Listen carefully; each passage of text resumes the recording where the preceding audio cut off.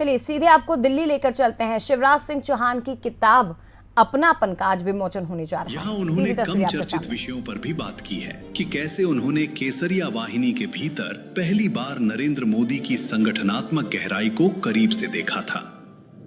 अध्याय 2 सेवा और सम्मान कहता है कि गरीबों की गरिमा को सुनिश्चित करने के लिए एक नेता को लोगों से शासक के रूप में नहीं, सेवक के रूप में जुड़ना होता है। तीसरा अध्याय बूथ से भारत तक ले जाता है कि बूथ स्तर से नेशनल लेवल तक कैसे समर्पित कार्यकर्ताओं ने संगठन को राष्ट्र निर्माण के सशक्त माध्यम में बदल दिया। एक मजबूत संगठन की ताकत और नेताओं के आपसी तालमेल की कई अनसुनी कहानियां आप यहां पढ़ेंगे। चौथा अध्याय है गरीबों की उन्नति और युवाओं की प्रेरणा के ऊपर, जो कि कल्याणकारी योजनाओं से आगे बढ़कर लाभार्थियों को आत्मविश्वास से भर देने वाले एम्पावरिंग मॉडल की बात करता है। पांचवा अध्याय कृषि में क्रांति, नारी शक्ति का उत्थान दिखाता है कैसे किसान कल्याण, सिंचाई, ग्रामीण आजीविका और महिला सशक्तिकरण से पूरे समाज को आत्मनिर्भरता की ताकत दी जा सकती है। छठा अध्याय है गुजरात का विकास मॉडल, मध्य प्रदेश के लिए प्रेरणा।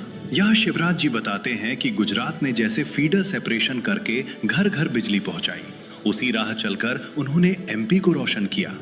अध्याय 7 नर्मदा मॉडल सहमति, सहयोग और समाधान की यात्रा कराता है।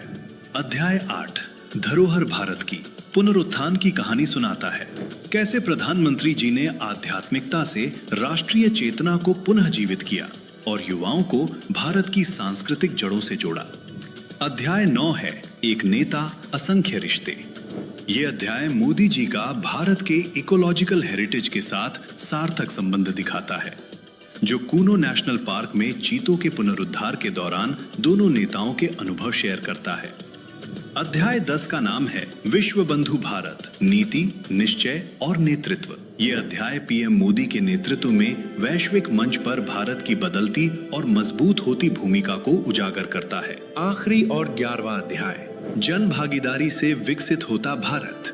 ये अध्याय मोदी जी के जन आंदोलनों की प्रशंसा करता है, जहां शिवराज जी याद करते हैं कि कैसे मोदी जी के स्वच्छ भारत मिशन ने इंदौर को देश का सबसे स्वच्छ शहर बना दिया।